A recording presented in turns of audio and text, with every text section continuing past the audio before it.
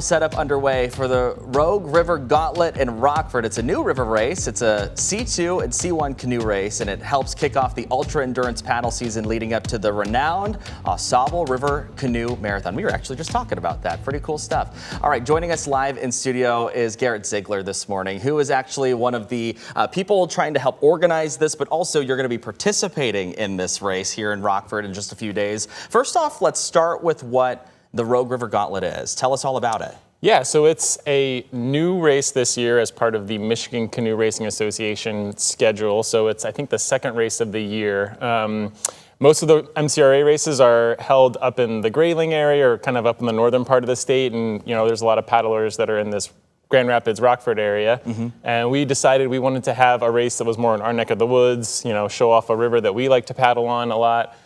So we were working with some of the local folks in Rockford to put on this canoe race, and it's really very competitive. You know, all the boats that are competing in it are going to be specialized carbon fiber racing canoes with these really lightweight paddles. That I have one here, which I held it. It is very. Yeah, I mean, it's about half a pound. I was going to say it's not even a pound. Yeah, it didn't feel like so. So it is a competitive canoe race that'll start right there at the dam in Rockford. We have a 2-person boat race on Saturday and then a 1-person C1 on Sunday morning. Okay, I was going to ask what C1, C2, what the difference is, but that makes sense. There you go. So you're paddling upriver from the Rockford Dam? Yeah, so we start at the dam, go upriver, I think about 4.5 miles. We'll turn a buoy and then come back down. And that should take about, for the winners, it'll probably be about 1 hour and 25 minutes or so. And then, you know, there's people that'll be maybe even 30 minutes behind kind of where the leaders are that'll still be on the river paddling and finishing around 2 hours. Wow, so you're going to go upriver, then back down. When you're coming down, can you feel the speed coming back down? Like as you're coming absolutely. through? I mean, you know, I think I was out on the river yesterday doing a training run and scouting the course a little bit. Yeah.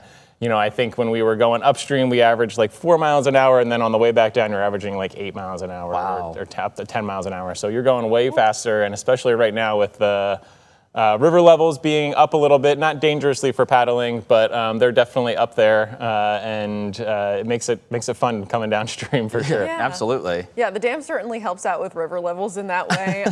But even then, talking about kind of paddling upstream, river levels are higher than usual. How much more difficult is that? Is this considered to be a pretty challenging course? Yeah, I mean, I think it's up there with some of the courses that we do throughout the year on other parts of the AuSable River. But for sure, with the water being as high as it is right now, it will be a challenging course, and it'll be a new course for a lot of the people that are in the canoe racing kind of community, because not a lot of people, like I said, this is the first year we've held this race. A lot of the races that are part of the Michigan Canoe Racing Association's calendar have been going on for, you know, 25 to 30 years. So people are pretty used to what the courses look like, and yeah, it's definitely going to be a challenge, and you know, that's kind of why we call it the Rogue River Gauntlet. We want to have an event that does show off, you know, how competitive canoe racing is and how much of a challenge it can be. Yeah, there's a lot of different twists and turns, I would imagine, through that stretch of the river. Can you talk about how you guys decide what the course is going to look like, or how far up the river you guys are going to go before you turn right back around? Yeah, I think we wanted, the Michigan Canoe Racing Association has some kind of guidelines as far as like how the length of the different races, so we wanted to keep it in that kind of 1.5 to 2 hour average time for finishers.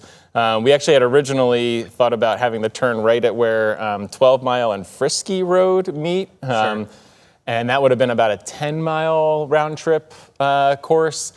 But as we were kind of like practicing and just identifying some rocks that were in the river at certain points, we decided to shorten it a little bit, make it a little bit easier turn. There's one really long big tree across almost all of the river right where the buoy is going to be. And that would have been really tricky for people going upstream and as boats are coming back downstream. So that's kind of how we decided to set the buoy there. But yeah, it's really, we paddle that. That's the kind of stretch of river that we paddle and train on a lot in the springtime. So we thought that would be a good spot for the race to be held. Pretty cool. And training, I know you kind of mentioned that this is almost a kickoff to the season leading up to the AuSable Marathon. Can you kind of talk about how this race fits into that? Yeah, so I've mentioned the Michigan Canoe Racing Association a number of times. So there's, I think, anywhere from, it changes a little bit on average, but probably 12 to 15 races held throughout the year here in the state of Michigan. with the AuSable River Canoe Marathon kind of being the crown jewel of that, and that's every year in the end of July.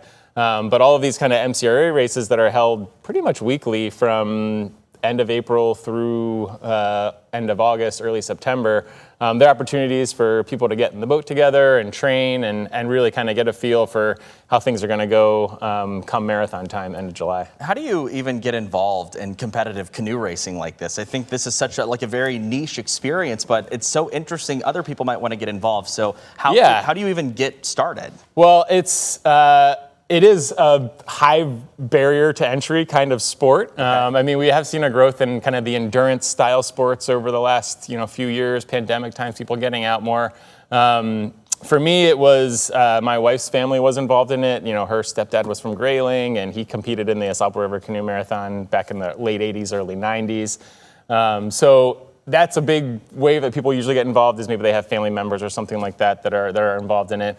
We do have a great community of paddlers here in Grand Rapids in West Michigan. We have an organization called the West Michigan Paddle Club and group texts where we'll add new members. If anybody wants to get involved, they can feel free to reach out to us and come down to the race on Saturday and check it out. Where should we line up? Yeah, for that. What's that? Where should we line the river there? Or? Yeah, I mean, so the start will be right there at the dam where there's a little canoe launch. Yep. The boats will be kind of lined up across the pond there, and then everybody will head out, kind of a mass start heading upstream at one time.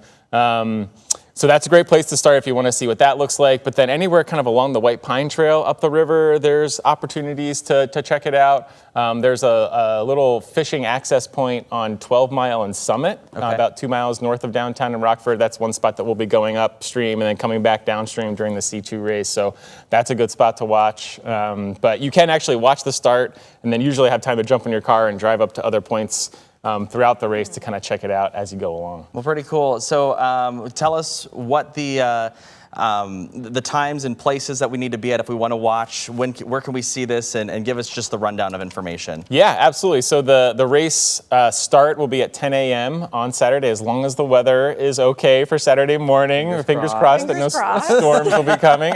We've been keeping an eye on that. But yeah, so 10 a.m. start. The canoes will be in the water by 10 a.m. and ready to go, and there'll be an air horn to kick things off. And then, yeah, like I said, the winners will be probably about an hour, a little under an hour and a half. So back down at the dam by 11:30 to see the winners come in, and then we'll have some activities and things kind of going on around the dam. And then Sunday morning we have the one-person race that's also going to kick off around 10, and that'll be about an hour-ish round trip. Well, pretty cool. Well, Garrett, thank you so much for your time this morning. Good luck in the race. Thank you. Hope you guys have a lot of fun in your first iteration of the Rogue River Gauntlet. Yeah, absolutely. Thanks for having me. All right, it's 8